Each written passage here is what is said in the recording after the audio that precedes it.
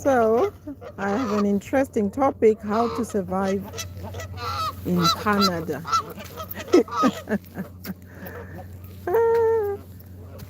I think I'm going to talk about if I were to start over as a new immigrant, what would I do differently?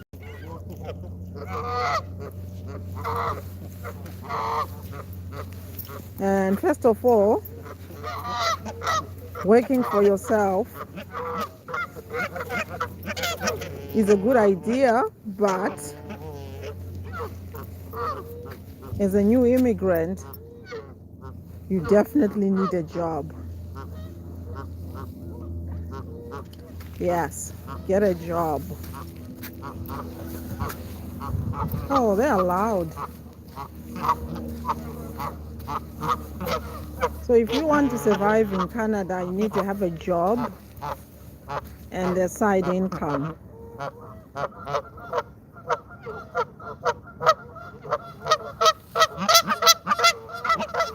Oh, they're loud.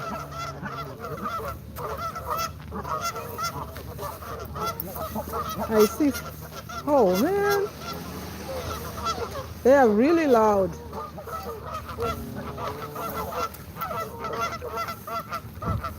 Okay, so what I was saying is how to survive in Canada. I know people, they want to come to Canada, and people who have been here for a while, they want to go back. So that's understandable. So if you really want to survive here, make sure your expenses are 70 to 80% of your income. What that means is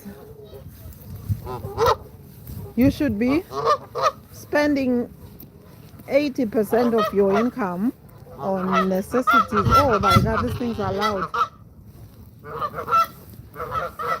On necessities like housing, food, clothing, all your expenses. And then 20% put it in an emergency fund. Yeah, that's what I would do if I were to start as a new immigrant. I will get a job and a side business and make sure at least 80% covers all my needs and wants, and 20% goes to emergency fund. So once you get your emergency fund to an amount you want, so people were asking me, how much is the emergency fund should I keep? The answer is it depends with your monthly expenses. So if your monthly expenses are $4,000, basically you need to be safe 6 to 12 months emergency fund. I hope you can hear me because these things are making noise. Yes. So when you arrive in Canada as a newcomer, your first 5 years are very critical. Your first 5 years will either make you or break you in this country. What do I mean by that?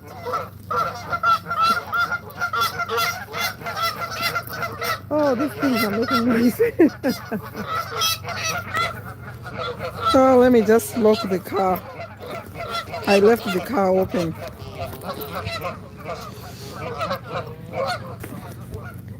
Just bear with me.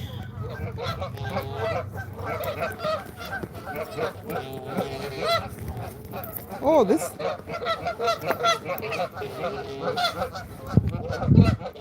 Okay, so what I was saying, if your first 5 years in Canada are very critical, they can either make you or break you. So welcome to my channel. My name is Metha Fox. So I'm the bridge between Canada and Zimbabwe. I give relocation tips for people who want to go to Zimbabwe. I share business ideas you can do when you relocate. And I also share information on immigrating to Canada. I'm not an immigration officer, so I'm not able to answer most of the questions. But I do, however, have an employment agency. I started the agency to help people come here for work. But right now, work is kind of, Canada jobs are kind of, strict guidelines. So that's another story for another day. So what I wanted to say is, when you come to Canada, your first 3 to 5 years are very critical. Try as much as possible to have a job and a side business. Okay. And try your best to make 80% cover your expenses, your needs, and your wants, and then 20% emergency fund. So once you determine what your emergency fund is, then you put that aside. For example, let's say $30,000.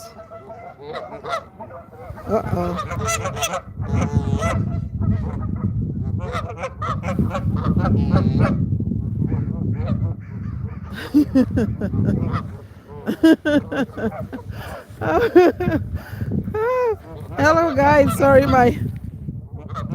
I'm not able to look at the screen. Yes, so I was saying, make sure 70 to 80% is how much you are spending for your needs and your wants. Your 20 to 30% put aside for emergencies.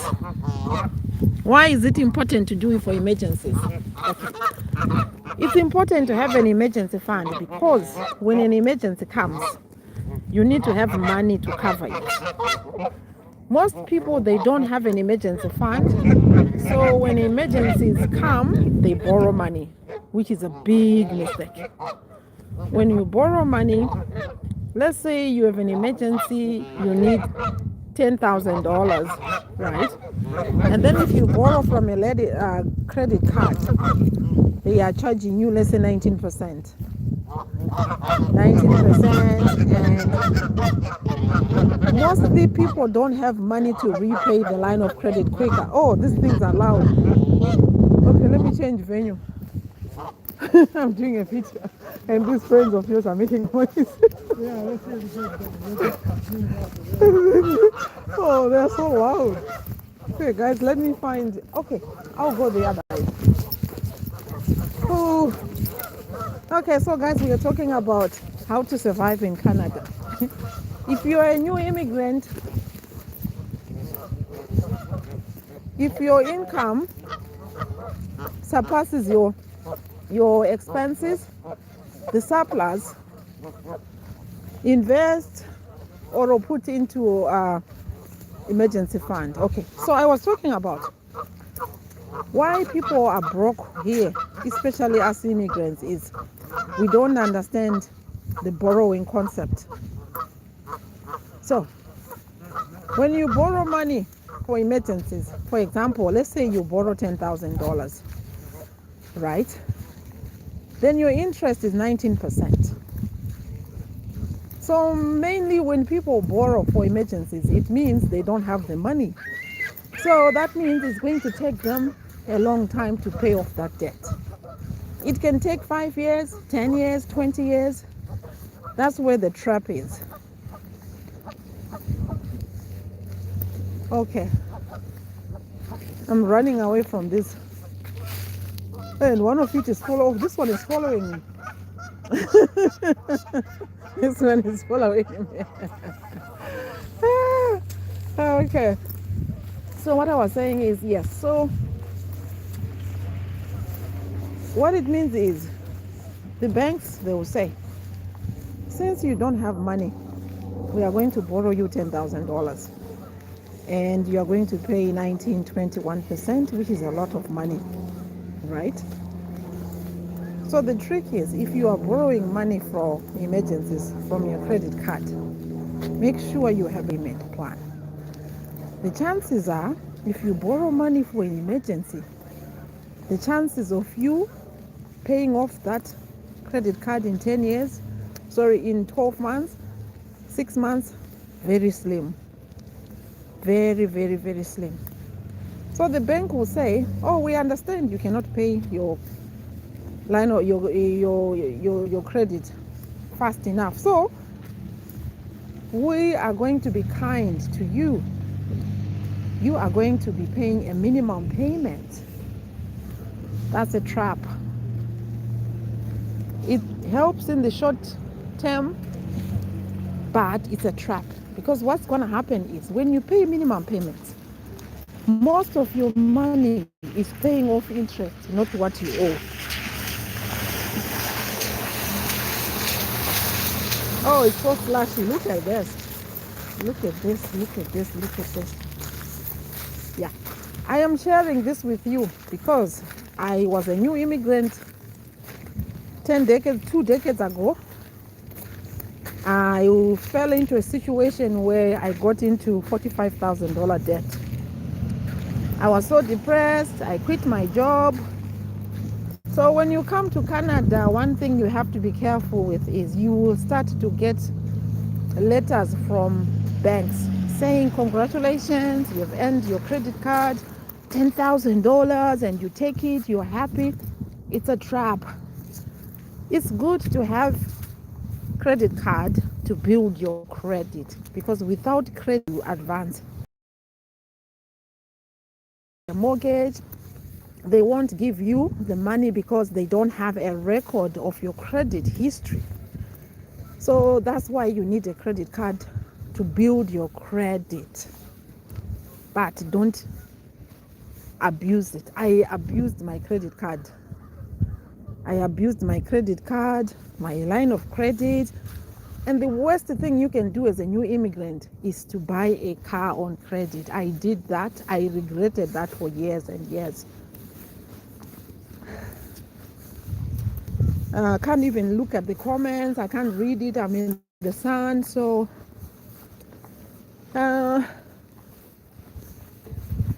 what was I saying? Of course, I'm gonna keep this recording. I'm not going to delete it. Oh, my eyes. Oh, I can look down anyways. So unfortunately, I can't look at the screen, so I don't know if there are questions, but that's okay. And so what I was saying was, once you build your emergency fund, it will save you money. When you have an emergency, you don't have to borrow, you use your own money. So when you are building your emergency fund, make sure it's in a high yield savings account. Don't invest money intended for emergencies. For example, you can invest in a 2-year GIC, but some of them you might pay a penalty fee for withdrawing the money quicker. So it's better for you to do a high yield savings account. So this is what's happening. There are online banks which can offer you a high yield savings account, 2 to 3%, which is good. Not good, but it is good. Because the actual banks, even if you put your money in a GIC for a year or 6 months or 2 years, their interest is so small. But if you put it in an emergency fund, at least you're getting up to 2-3% is better than zero. And then when you have an emergency, you can take your money right away. Okay. So some people, they'll say, oh, instead of 3%, I would rather invest my emergency fund in a stock. That's a bad idea, because stocks, they go up and down. If you buy a stock right now, and then when you need the money, if the stock has dropped in value, if you are desperate and then you sell it, you have lost. That's why when you're investing in stocks, it's for long term. For emergencies, high yield savings account. There are online banks that give you a better rate, because if you invest your money if you invest money in a checking account, that doesn't give you enough interest. It's like 0.01, so it's useless, right? Okay, let me go find a place where I can see if I have any questions. So, survival tips if you live in Canada.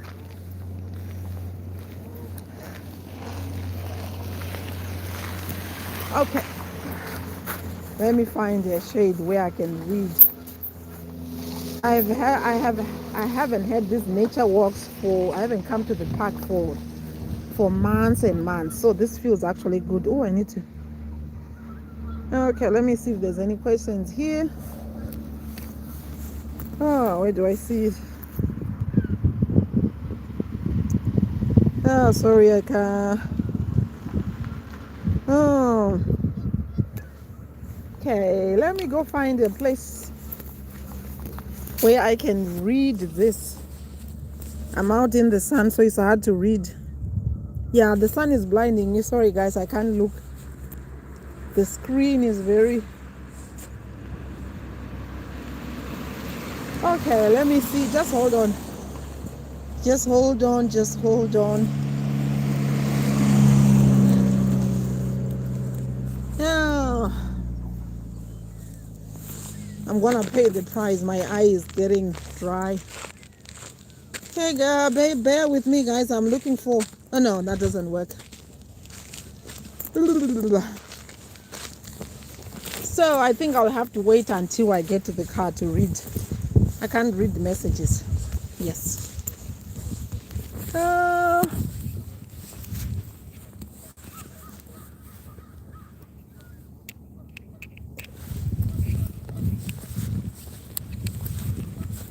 All right, let me see. Hold on.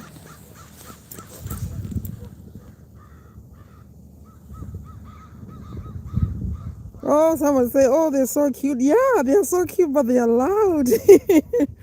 Thank you. How are you? Sorry, I can't really. It's Vongai. Oh, hey, Andy Vongai. Sorry. Yeah, where I am is. Yeah, they are so cute, but they are so loud. So this is the beautiful thing about Canada. There's so many parks to explore. There's so many parks. Oh, here they are. Look at them. There are so many parks to explore here in Canada, especially in Alberta. There's a lot of parks. It's like everywhere you go, there's a park. So, yeah, I really have to go back to the car because the wind is drying my eyes. So, I don't want to be in trouble. Yeah, so I talked about why you should avoid borrowing money for emergencies. Have your own emergency fund, and then after your emergency fund is fully funded, 20 to 30,000 or more, depending on how much. If your expenses are 10,000, so you're gonna need 6 months to 1 year. So that's a lot of money. But if you are living off, let's say 3,000, that means if you do 12, you can do 6 to 12 months. That's safe. And with emergency fund, if something can happen, a sickness where you lose your job, or there's maybe a car breaks down. Okay, let me go and get it in the car. Oh my, the wind is just killing my eyes. Oh yeah, I have to go inside and sit and do my eye drop. Oh, this is too much. All right.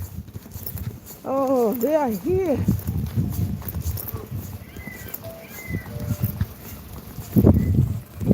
Hello.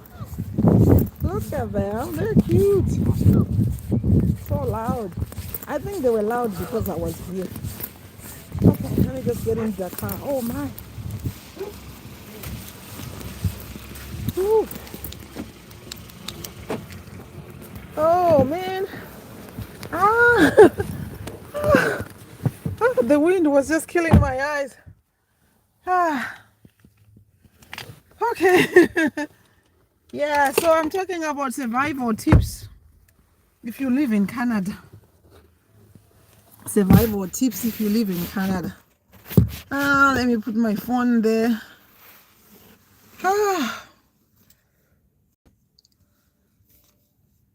Guard your privacy. What does it mean? How do I guard my privacy? How do I guard my privacy? Yeah, I'm back inside. My eye was getting beaten by the wind. All right, so let's talk about how to survive in Canada. You see, the one thing I've noticed, Canada is sweet for other people, but it's sour for other people. The difference is when you don't know how to manage the money, it becomes difficult. So, yeah, I'm the bridge for Canada and Zimbabwe. Yes, I just want to show you. You see, I come here and show you what life is like in Canada. Canada is sweet if you know the financial system, but if you don't know the financial system, Canada can be tough. Like right now, many people cannot live on one salary. Yeah. Any questions here? Let me just go and I want to do something here. Sorry. Yeah, my lighting was so bad. Yeah, I just brightened it. Okay, so guys, I'm talking about how to survive in Canada financially. Things are getting hard here. And people are leaving Canada for different reasons. But if you're planning to come to Canada, make sure you understand the financial system.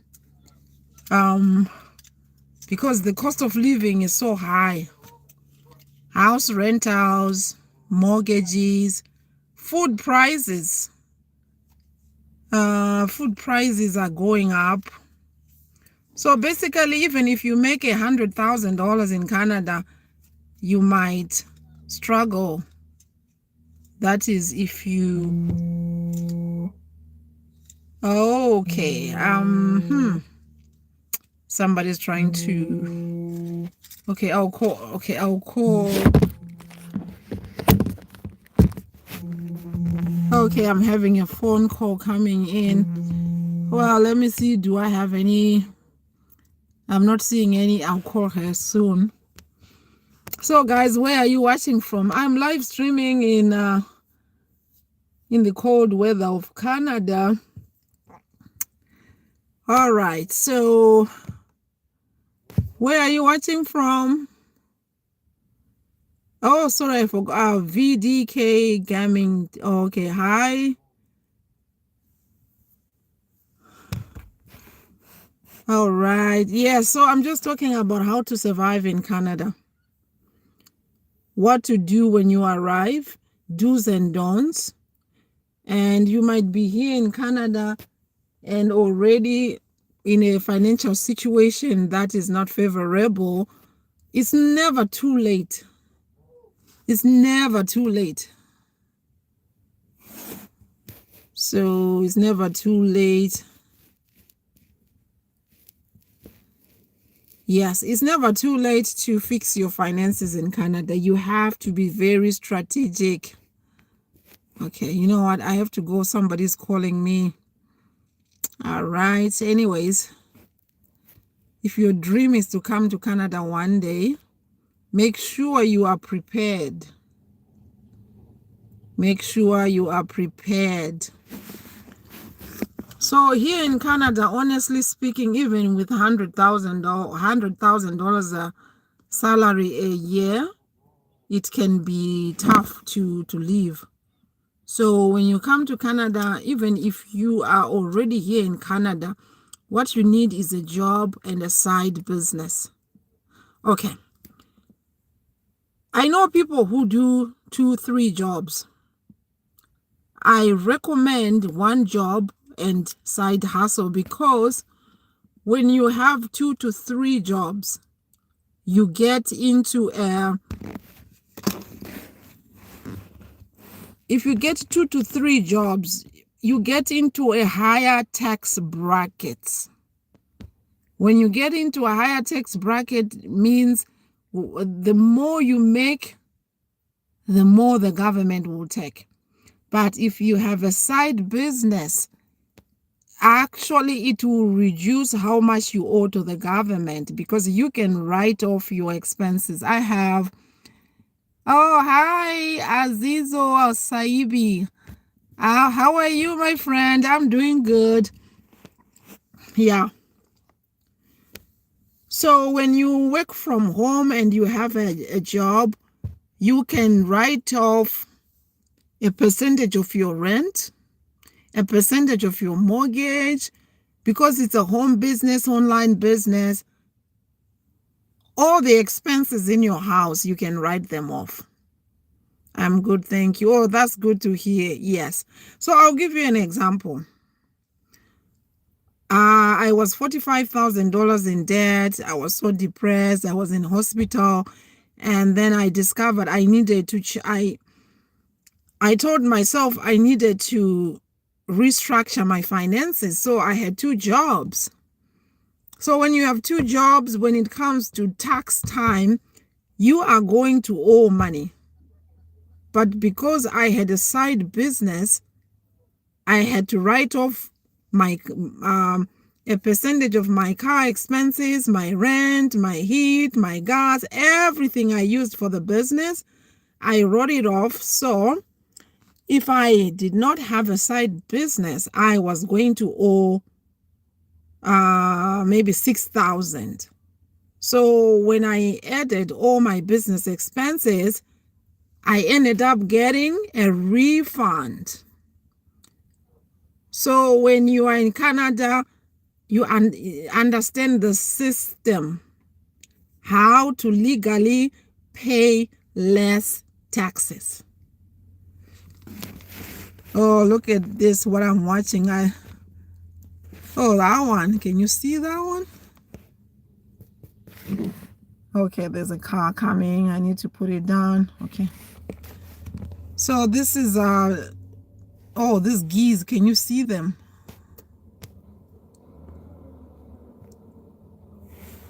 Okay, you see the geese, the goose, whatever. They are so loud. I was outside and they were so loud. They're cute. Oh, look at those ones. I don't know what these ones are called.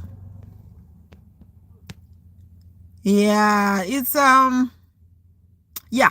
So what I was saying was, I'm giving you guys some tips on how to survive in Canada. And when you come to Canada, if you're still building your finances, avoid renting a 1-bedroom apartment. They are so expensive. Rather, you can rent a full house, like a 1 room in a full house. It can cut your housing cost in half. Because when you come to Canada, what you really need to start doing is start building your emergency fund and your investments. So the more money you can put aside, the better. And most of us immigrants, normally when we come to the diaspora, and then we start posting with nice clothes and a new car, and then our relatives are like, oh, okay, she's doing well, he's doing well, let's ask for some money. So helping your family is another emergency that always comes up every time. Yeah. So somebody was saying, don't show people that you have money, otherwise they will start asking. Yes. So this is what I would do. I'm gonna recap. So I would make sure I have a job. If I were to move to Canada, like if I had to redo it, I would have a job and a side business, and I would make sure my expenses, both wants and needs, they are 70 to 80%. And then I'll make sure 20%, 20 to 30% I put aside for emergencies. And then travel fund, and then investment. Because the first 5 years is very critical. Don't spend more than you make. That's a disaster. So the first 5 years in Canada, this is your building time where you are laying the foundation. And when you're shopping, avoid buying things like small groceries. One store you can utilize is Costco. Costco, it's a whole, like they have good prices and you can buy in bulk. It will save you money. So avoid going and buying, a 2 kg of rice this week and then next week. No, just make sure you buy in bulk. When you buy in bulk, what's gonna happen is it's cheaper. Buying in bulk at Costco is cheaper. And there's also Canadian wholesalers where you can buy things in bulk and for cheaper. It saves you money, right? So instead of going to the stores every week, that's gas money. You can do every 2 weeks. The only things we need to buy all the time is milk and bread. But these days, people have deep freezers. So you can surely have all your produce, your milk, your bread. That is how you can survive in Canada because prices are going up. Yes. I'm sharing this because when I came to Canada, my first 5 years was hell. I was spending money recklessly and bought a car on credit. So if you are a brand new immigrant to Canada, avoid buying a car on credit. Yeah. And the thing is, this transport system of Canada is really good. So I know a car. So Azizo says, by the way, I will need some information about immigration and some websites that can help me to find a job. Okay, yeah, I can do that. And I also, Azizo, are you familiar with the Express Entry? You need to be subscribed to the Express Entry, whereby they will show you if there is any openings, because once in a while in Canada there are some shortages of some occupations. So the Express Entry, those are done by different provinces. For example, let's say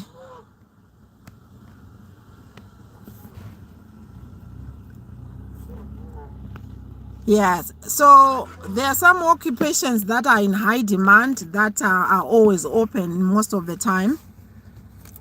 So there was another Express Entry for technicians, actually for tech people. So if you are in the tech industry, the chances are high, and the healthcare. So they just closed it last month. So there's another website you can go and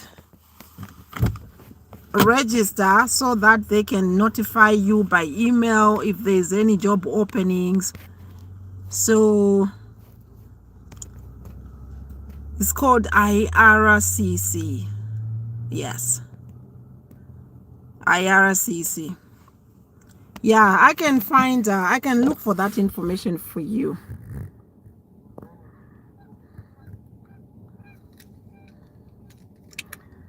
All right, so make sure you subscribe and ring the bell, because I'm gonna be coming again giving people that information. But like I said, jobs are scarce at this moment. So I'm gonna find out which occupations are in demand right now. You know what? Let me just, I can, it's just that my phone is, yeah, I can't check right now. I appreciate it. That thanks to you. Oh, you are welcome. And also, you see, these websites, you will also have to be careful, because some of these jobs are not legit too. So you have to be really careful. There's a Canada Job Bank. It's a government website for jobs, but those jobs are not vetted. So there are some things you need to understand too, because some of these websites, they are not legit. They will pretend there's a job when there isn't, and they start asking for money. So you have to be very careful too.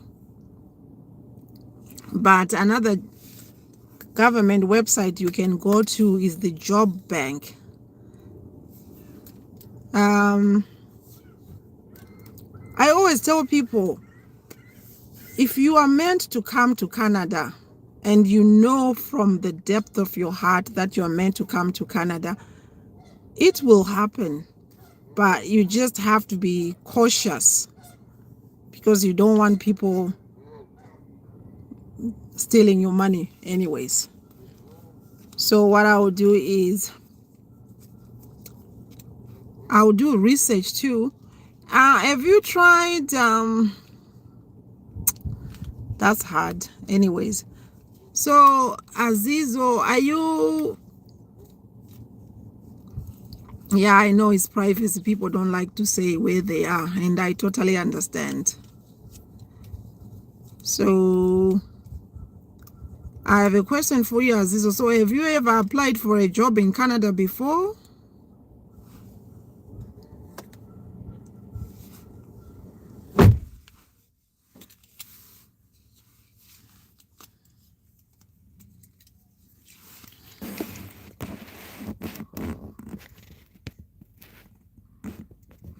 Yeah, I have to stay in the car, because when I go outside, I'm not able to read the screen.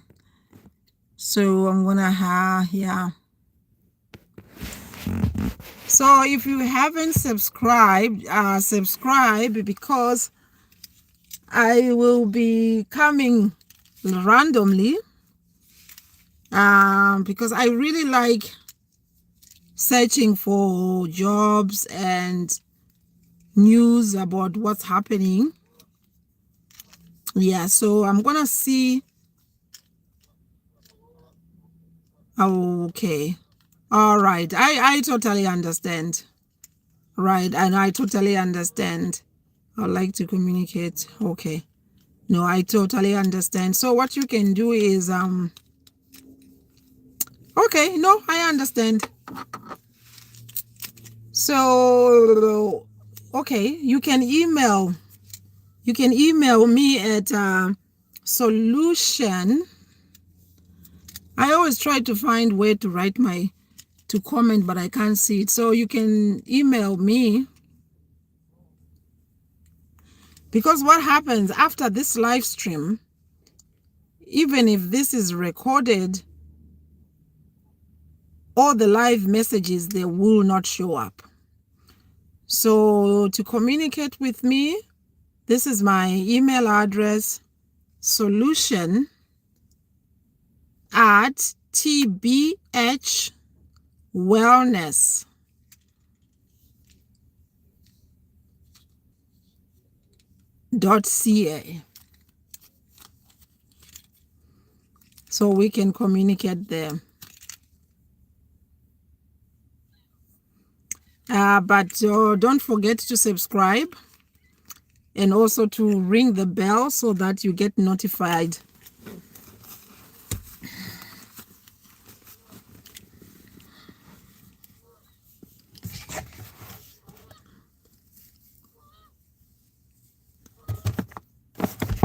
Okay, let me see this one.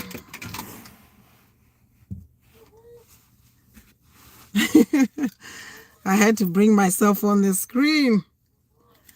Okay.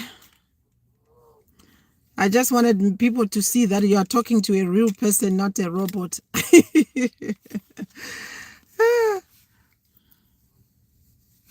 Yeah, it's finally nice here. The weather is getting better and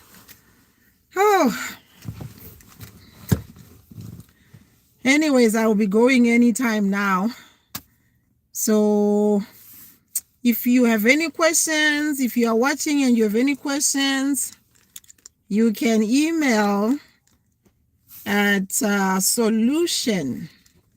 So SOLUTION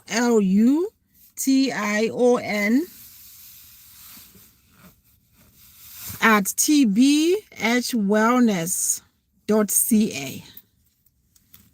So just a quick introduction. My name is Maytha Fox. I've been in Canada for the past 2 decades. So I offer tools and guidance and helping people switch from financial stress to financial freedom. So coming to Canada can be a doorway for people to create financial freedom because there's good opportunities here.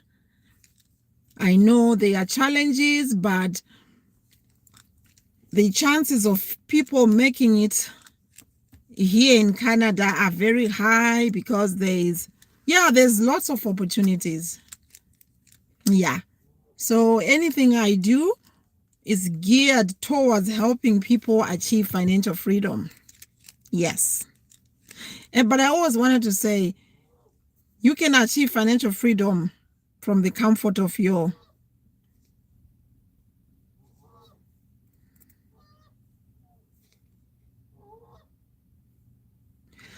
no, it's okay. I'll give you my WhatsApp.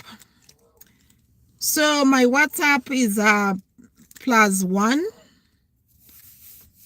780 964 7973. It's easy if you contact me through WhatsApp. That's my WhatsApp number. So my WhatsApp number +1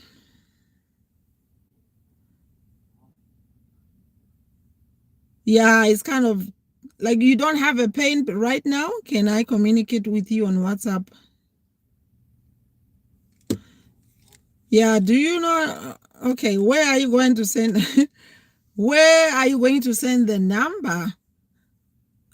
So, okay, yeah. Okay, perfect. Sorry. I'm blanking out. Okay, so you can email me my wait to bring a paper. Okay.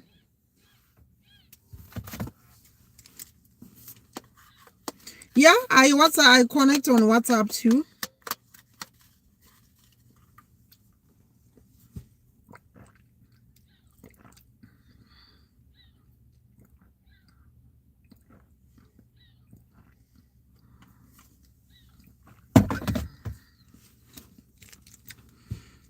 All right, so yeah, I'm just waiting for Azizo to.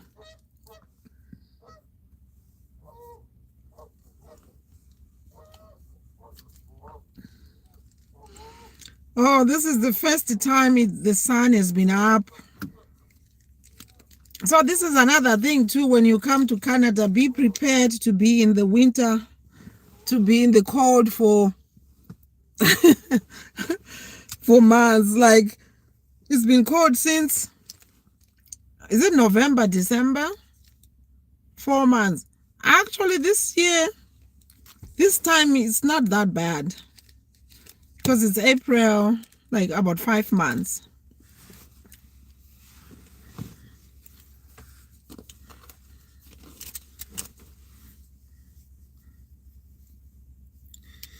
So I do, on this channel, I do 2 different live streams. So one is for people who are planning to relocate to Zimbabwe. So I share business ideas. I share tips too on how to survive in Zimbabwe. And then another live stream, I talk about how to survive in Canada. And I center my topics around financial freedom. People are financially stressed out there. So I like to bring tools and guidance and helping people achieve financial freedom. Because we all know financial stress is dangerous. It can cause physical illnesses. Yes. So that's me. I love providing tools and guidance, because people are really struggling. But one thing I always tell people is, when it comes to creating wealth, you can create wealth wherever you are. You see, with AI, and the reason why people retire and leave Canada is because it's much cheaper to retire and live outside Canada. Like I always tell people, if I go to Zimbabwe, I can survive on $200 a month easily. But here, you cannot survive on $200 a month, too much. So people, the reason why people want to relocate is because if your pension is $1,600, that's good money. Like $1,600 a month in Zimbabwe, especially if you live in I live in the rural area. I don't like the city. So the rural area is cheaper. So yeah, that's why people are relocating back to their homes, because cost of living here in Canada is insane. You have to pay property taxes. You have to pay. Oh, and another thing too, when you come to Canada, some people are in so much pressure to buy a house or to buy a condo.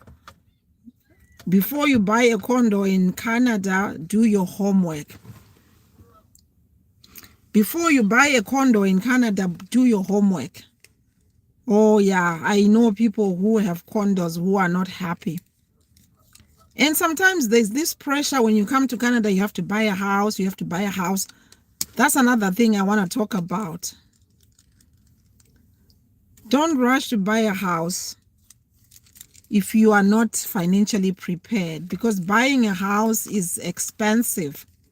When you have a house, whatever repairs are needed, it's you who's going to do those repairs. Yeah. So that's another subject for another day. Yeah. We love Canada, but if you are ignorant about the financial system of this country, you will drown. Trust me, I know. I was 5 years as a new immigrant when I fell into $45,000 debt. It was hard. Yes. What happens with so much debt is, carrying debt here in Canada is bondage.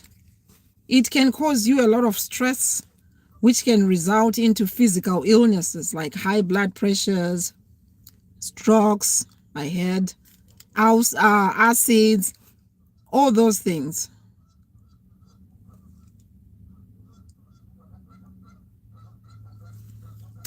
All right, so this has been fun. Okay, so I'm working with Zizo. Did you come back? I need to go now. I have to make another call. All right, guys, don't forget to subscribe, because I'm gonna be bringing you some more stuff. If I find any jobs that are looking for people from outside Canada, I will be coming here and share that information. Okay, I'm just waiting for Azizo to come and I have to go. Okay, I'll just wait for him to come back so that I can give him the number.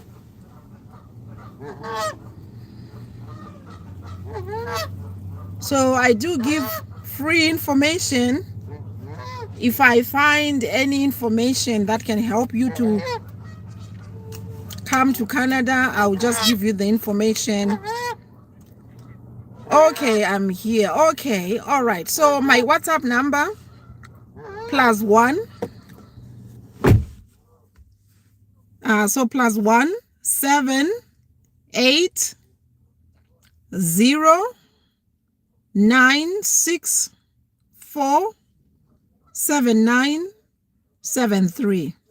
So this is just a WhatsApp number. It doesn't make direct calls. So send me a message there and then I'll look for that information for you. Okay, did you get it now? So +1 780 964 7973. Okay, so I hope you got it. All right, so if you got the number, we will talk in the background. Okay, bye. Okay, no one is here anymore. So if you, in case you didn't get it, 1 7 8 0 9 6 4 7 9 7 3. All right, so don't forget to subscribe, like, and share. I'll see you next time.